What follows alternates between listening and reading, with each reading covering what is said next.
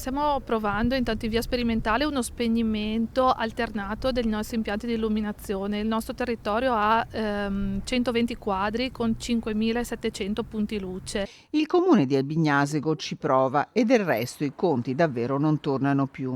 Se il costo per l'illuminazione pubblica è stato di poco meno di 700.000 euro all'anno, con progressivi risparmi per la sostituzione con lampadine a LED, per il 2022, se non si parla di raddoppio, poco ci manca e, dati attuali, la spesa sarà di gran lunga superiore al 1.100.000 euro.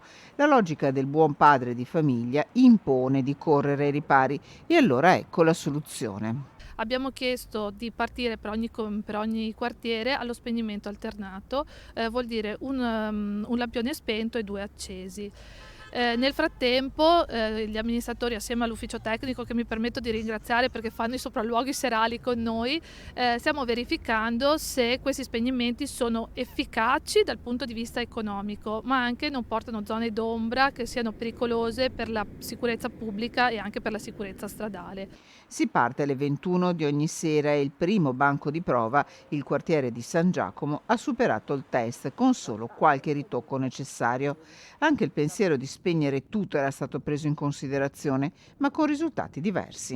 Non avevamo idea di come fosse lo spegnimento totale. Il venerdì scorso abbiamo fatto una prova di una mezz'oretta e abbiamo provato a spegnere 2 quadri.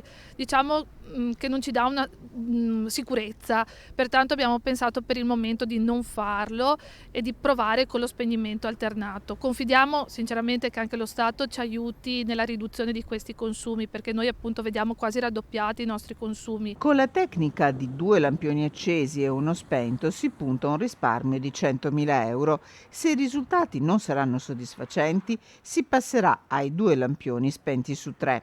Nel frattempo si studia l'avvio di una comunità energetica con i cittadini, sfruttando i risparmi e la produzione di energia che arriveranno al comune dalla realizzazione dei pannelli fotovoltaici su 2 palestre.